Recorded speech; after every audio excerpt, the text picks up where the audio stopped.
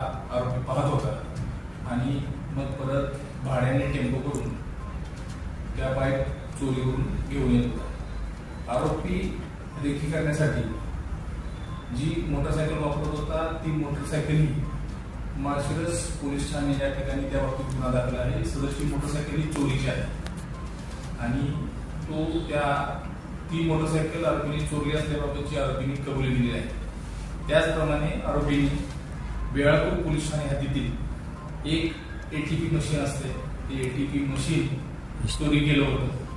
ते सदरचं चोरी केलेलं एटीपी मशीन सुद्धा आरोपीकडून रिकव्हर करण्यात आलेलं आहे, हस्तगत करण्यात आलेलं आहे आणि त्या बाबतीत बेळापूर पोलीस ठाणे या ठिकाणी गुन्हा रजिस्टर नंबर 151/2026 दाखल आहे।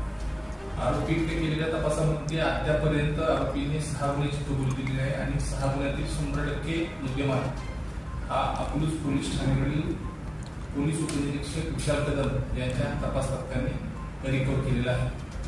आरोपीला वेळोवेळी माननीय न्यायालयाच्या समक्ष हजर केले असता माननीय न्यायालयाने त्याला 2 दिवस पोलीस कस्टडी रिमांड दिलेले आहे।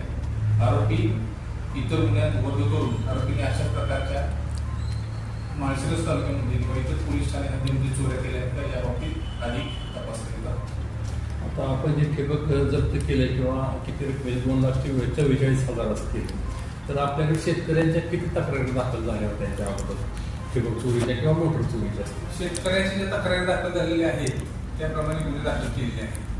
अद्यापर्यंत कदाचित या बाबतीत शेतकरी जे ठिबक पाईप जे वापर हे असते यूज झालेले काढून ठेवतोय आणि दुसऱ्या नवीन पाईप टाकतोय, त्यावेळेस शेतकऱ्यांना किरकोळ रुपयाची किंमत असल्यामुळे बरेच वेळ शेतकरी आपल्याकडे पोलीस ठाण्याकडे तक्रार देण्यासाठी येत नाही।